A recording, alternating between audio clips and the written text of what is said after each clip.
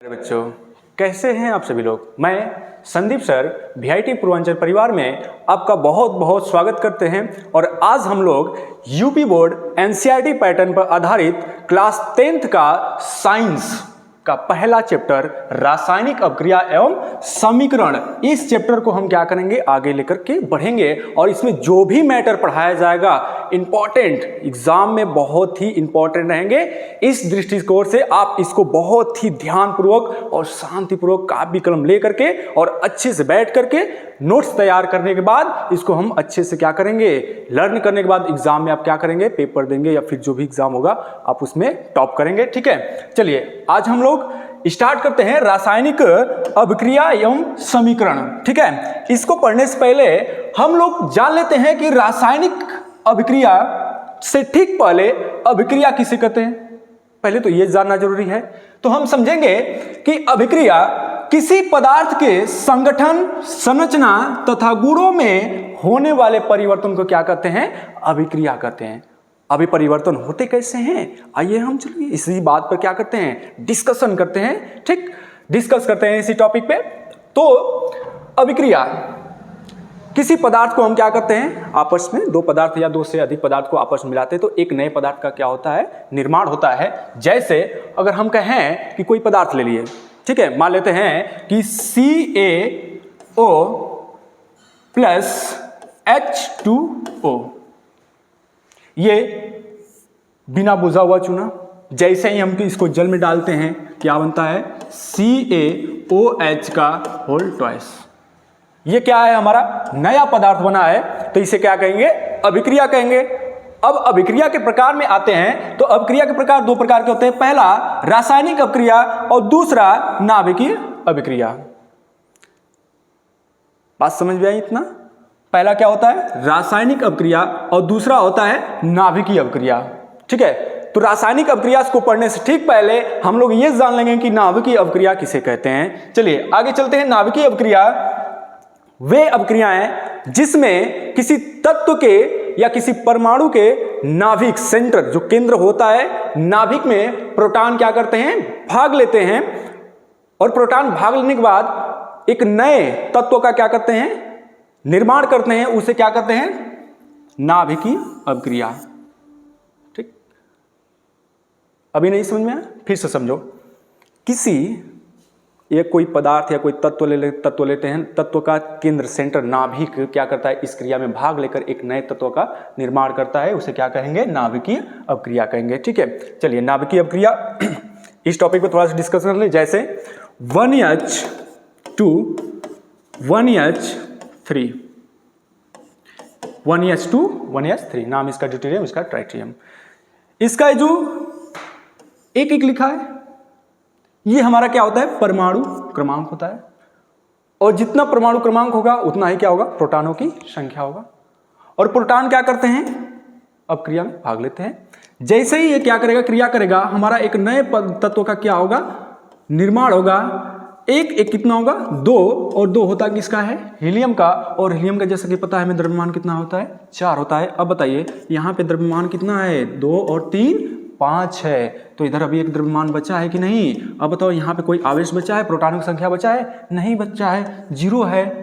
ठीक, अब 0 है तो मतलब आवेशहीन है, तो सीधे ये किसका है, N फॉर न्यूट्रॉन। तो क्या हुआ, न्यूट्रॉन।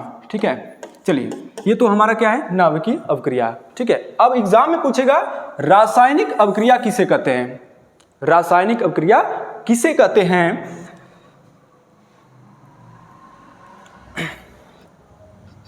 चलिए रासायनिक अभिक्रिया, रासायनिक अभिक्रिया होते हैं, इसमें कोई पदार्थ आपस में क्रिया करके पदार्थ का जो यौगिक कंपाउंड होगा, उसमें जो तत्व रहेंगे, तत्व के वाह्यतम कोश के जो इलेक्ट्रॉन होंगे वो क्या करते हैं, भाग लेते हैं इस रासायनिक अभिक्रिया में। ठीक है, बात समझे। रासायनिक अभिक्रिया में कौन भाग लेता है, तत्व का वाह्यतम इलेक्ट्रॉन। और नाभिकीय अभिक्रिया में क्या था, तत्व का इंटरनल मतलब आंतरिक, जो अंदर प्रोटॉन था वो क्या कर रहा था, क्रिया में भाग ले रहा था। इतना बात क्लियर है। तो आइए डिस्कशन करते हैं इस पे, रासायनिक अभिक्रिया। ठीक है, रासायनिक अभिक्रिया किसे कहते हैं। तो किसी या कोई पदार्थ जब आपस में संयोग करके नए पदार्थ का निर्माण करते हैं उसे क्या कहते हैं? रासायनिक अभिक्रिया। और जो नया पदार्थ बना है उसकी जो गुण होगा, संगठन होगा, संरचना होगा, वो डिफरेंट होगा, अलग होगा। जैसे अभी बात करते हैं H2 प्लस O2 रिएक्शन के बाद बनता है, जैसा कि सभी बच्चे जानते हैं, H2O, जल का निर्माण हुआ है। अब बताइए, हाइड्रोजन की जब संरचना की बात करेंगे या गुण की बात करेंगे तो क्या होता है? इसकी संरचना 1H सिंगल बॉन्ड H, और हाइड्रोजन हो गया। अब oxygen O double bond O। इसकी संरचना और इसकी संरचना दोनों आपस में क्या हुए? संयोग किए हैं। देखिएगा इसकी संरचना कैसे होगी? H2O की संरचना। बताइए संरचना में डिफरेंट आया कि नहीं? अब गुण की बात करेंगे तो हाइड्रोजन, इसका प्रॉपर्टीज अलग होता है, ऑक्सीजन का प्रॉपर्टीज अलग होता है, और जल का प्रॉपर्टीज क्या होता है? अलग होता है। तो इसे क्या कहेंगे? रासायनिक अभिक्रिया। अब रासायनिक अभिक्रिया कोई पूछेगा कि क्यों होता है तो क्या बताएंगे आप लोग? मैंने पूछ दिया कि भाई रासायनिक अभिक्रिया हो गया, तब हाँ सर कर लिए। अब मैं पूछ दिया कि रासायनिक अभिक्रिया होते क्यों हैं, कारण क्या है कि रासायनिक अभिक्रिया होता है, कारण क्या है कि अभिक्रियाएं होती हैं, तो क्या बताएंगे इस टॉपिक पे? चलिए आपको बताते हैं कि रासायनिक अभिक्रिया क्यों होते हैं। यदि अभिकारक की ऊर्जा क्या है? अधिक है। अब अभिकारक मतलब जो क्रिया में भाग लेते हैं। अब क्रिया में भाग लेते हैं, दो पदार्थ या दो तत्व आपस में संयोग करते हैं तो क्या करते हैं? ऊर्जा निकालते हैं। मतलब जिनमें ऊर्जा पावर अधिक आ जाती है वे क्या होते हैं? अस्थायी होते हैं कि अस्थायी होते हैं? अस्थायी होते हैं ना। अभी आप भी के पास पावर दे दिया जाए तो आप आराम से चैन से बैठेंगे घर पे? नहीं। तो वैसे ही क्या होता है कि कोई पदार्थ या कोई तत्व रहता है, उसके पास बहुत ज्यादा एनर्जी रहती है, तो वो एनर्जी रिलीज करने के लिए दूसरे तत्व से क्या करता है? संयोग करता है, और संयोग करके निम्न ऊर्जा स्तर प्राप्त करना चाहता है। अतः कोई भी तत्व अभिक्रिया में भाग लेता है। ठीक है, चलिए अब डिस्कशन करते हैं। इसमें दिया है यदि अभिकारकों की ऊर्जा क्या हो? अधिक हो उत्पादों की ऊर्जा से, तब क्या होता है? संयोग होता है। और दूसरा कारण यह है कि कोई तत्व अपना अष्टक पूरा करने के लिए अस्थायी बने रहना चाहता है। ठीक, तो आई होप अभिक्रिया क्यों होता है आपको समझ में आया होगा। हम अगले टॉपिक पर बढ़ेंगे। चलिए अगले टॉपिक पर, अगला जो हमारा टॉपिक है वो है रासायनिक समीकरण। ठीक है, चलिए रासायनिक समीकरण कहते किसे हैं? रासायनिक समीकरण किसे कहते हैं? तो देखिएगा, रासायनिक समीकरण किसी अभिक्रिया के विवरण को छोटे रूप में लिखना रासायनिक समीकरण कहलाता है। ये क्या सर बोल दिए? बोले सही है। आप देखिए, किसी अभिक्रिया के विवरण, जो अभिक्रिया में अभिकारक उत्पाद दिया रहेगा उसके विवरण को छोटे रूप में लिखना, छोटे रूप में लिखना रासायनिक समीकरण कहलाता है। छोटे रूप में लिखना। जैसे हमने क्या किया है कि मान लेते हैं कि लिए हैं हम मैग्नीशियम, मैग्नीशियम अब प्लस इसको ऑक्सीजन के साथ क्रिया करा दिए, और क्रिया के उपरांत हमारा बना मैग्नीशियम ऑक्साइड। क्या बना? Magnesium oxide. अब बताइए, इतना बड़ा मैटर लिख दिए, ये समीकरण नहीं, समीकरण तो है लेकिन ये शब्द समीकरण है। कैसा समीकरण है? शब्द समीकरण। मतलब शब्दों के द्वारा जो समीकरण बना है उसे क्या कहेंगे? शब्द समीकरण कहेंगे। अब इन्हीं समीकरण को, शब्द समीकरण को इनके प्रतीकों द्वारा लिख करके, शॉर्ट में प्रतीकों द्वारा लिख करके क्या करते हैं हम? प्रतीकों द्वारा लिख करके उसे छोटा रूप देते हैं, संक्षिप्त रूप देते हैं, तो हमारा क्या होता है? रासायनिक समीकरण होता है। जैसे मैग्नीशियम का प्रतीक क्या होता है? Mg होता है, और प्लस ऑक्सीजन का प्रतीक O2। जैसे ही कराएगा क्रिया MgO, मैग्नीशियम ऑक्साइड, ये हमारा क्या है? संक्षिप्त रूप है, और इसे क्या कहेंगे हम लोग? रासायनिक समीकरण कहेंगे।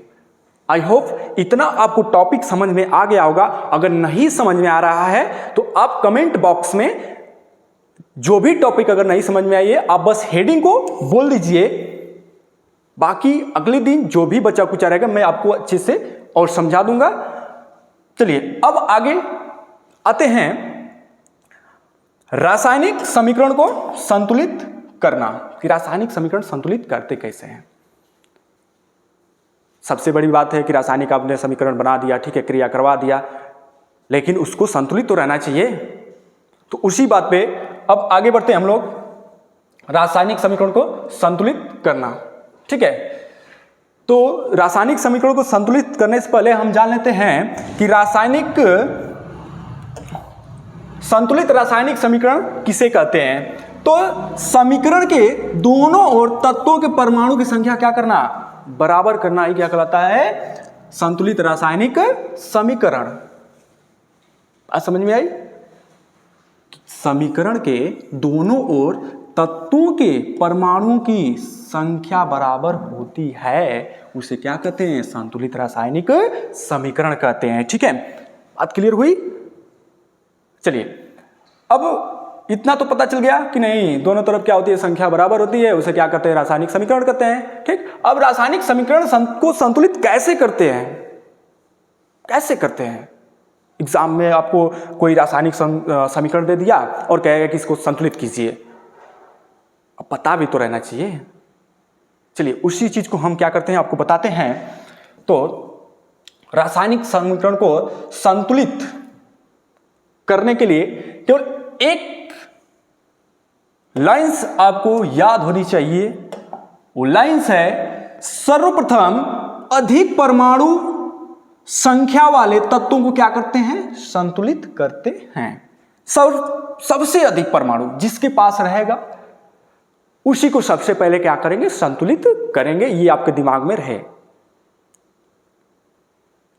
ये आपको दिमाग में रहना चाहिए, ये बात बैठ जाना चाहिए।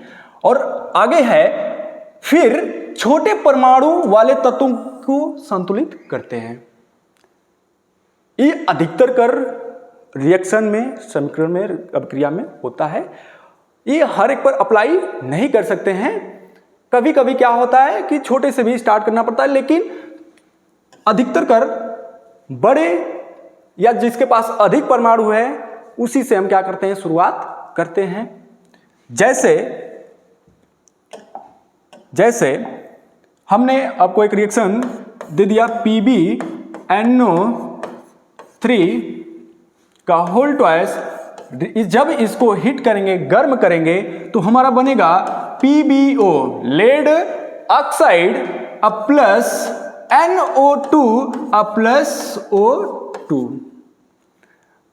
अब मैं आपसे पूछूंगा कि एक बात बताइए, ये समीकरण जो लिखे हैं हम, वो क्या है, संतुलित है कि नहीं है। तो इसकी जांच करना पड़ेगा ना, बिना जांच के हम कैसे कर सकते हैं कि नहीं ये समीकरण संतुलित है। तो चलिए जांच करते हैं। यहां पीबी कितना है, पीबी कितना है, एक, नाइट्रोजन 2 और ऑक्सीजन कितना है, 6, ऑक्सीजन 6। इधर जांच कर लेते हैं, पीबी कितना है, एक, ऑक्सीजन एक यहां, 2 यहां और 2 यहां, टोटल कितना ऑक्सीजन हो गया, 5।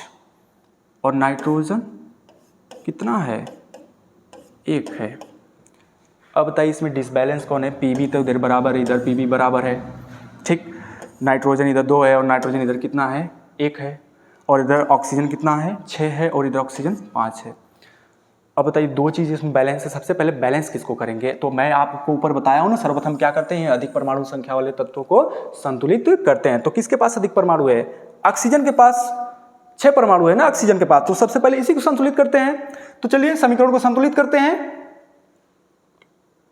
समीकरण को संतुलित करते हैं। हमारा समीकरण क्या था, देखिएगा,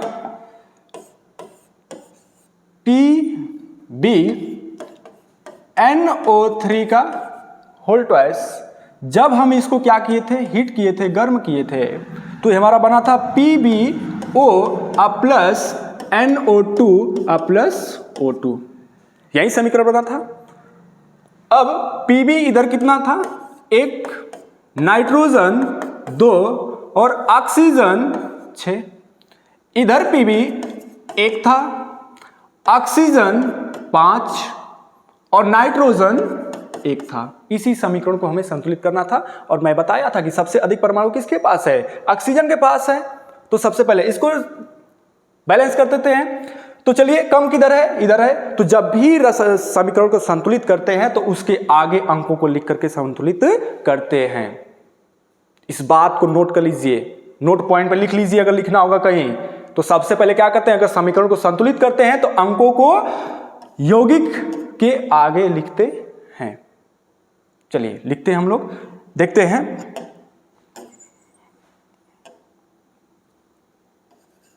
चलिए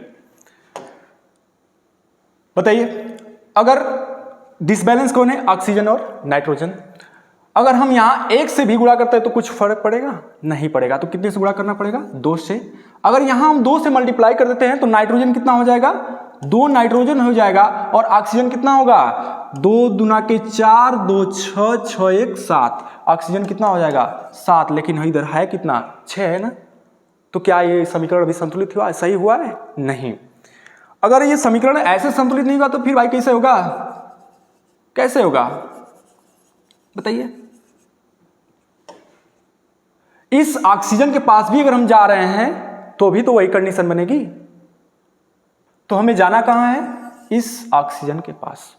तो इस ऑक्सीजन के पास जाएंगे तो क्या हो जाएगा, अगर इसके आगे हम जस्ट क्या करते हैं, अगर 2 से गुणा करते हैं, 2 से तो Pb हमारा कितना हो जाएगा, 2 हो जाएगा। और ऑक्सीजन 2 2 2 4 2 6। इधर ऑक्सीजन 6, इधर ऑक्सीजन 6।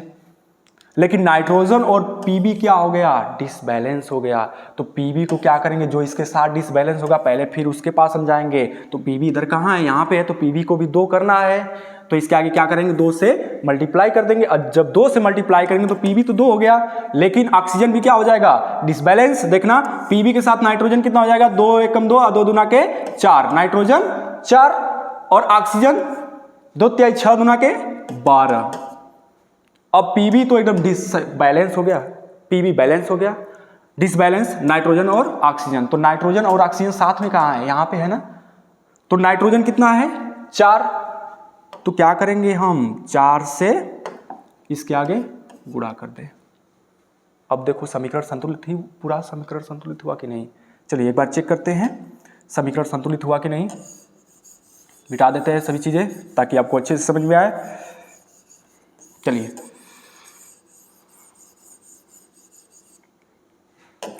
देखिए, Pb 2 हो गया, नाइट्रोजन 4 हो गया, ऑक्सीजन 12। कैसे हुआ है, 2 1 2 और यहां 2 है, 2 1 2 और 2 दूना के 4, नाइट्रोजन 4 और 3 दूना के 6, 6 दूना के 12 ऑक्सीजन हो गया। आइए Pb देखते हैं। Pb इधर कितना है, 2 है और ऑक्सीजन 2, 4 दूना के 8, 4 दूना के 8, 2 10 2 12, ऑक्सीजन 12, नाइट्रोजन 4। नाइट्रोजन कितना हो गया, 4 हो गया। ये समीकरण अब जाकर क्या हो गया, संतुलित हो गया। चलिए मैं एक आपको समीकरण देता हूं और इसे आप कमेंट बॉक्स में बताइएगा, संतुलित समीकरण इसका कमेंट बॉक्स में। मैं आपको एक समीकरण देता हूं, इसका आप लोग क्या करेंगे, एक सही और संतुलित रासायनिक समीकरण कमेंट बॉक्स में कमेंट करिएगा, ठीक है। मैं आपको एक समीकरण देता हूं,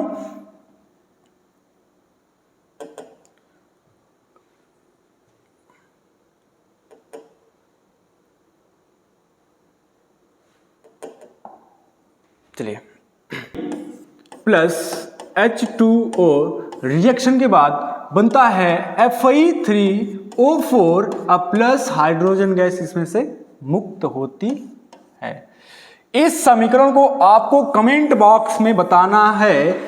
और आज का क्लास में कहीं पर भी कोई भी डाउट है तो तो उसे कमेंट बॉक्स में बता दीजिए। अगले जब टॉपिक आएगा तो उसमें जो भी आपको नई चीज समझ में आया है उसके बारे में भी डिस्कशन करेंगे और आगे टॉपिक को ले चलेंगे। इसी के साथ जय हिंद, जय भारत और VIT पूर्वांचल को, इस चैनल को अधिक से अधिक शेयर कीजिए। जय हिंद।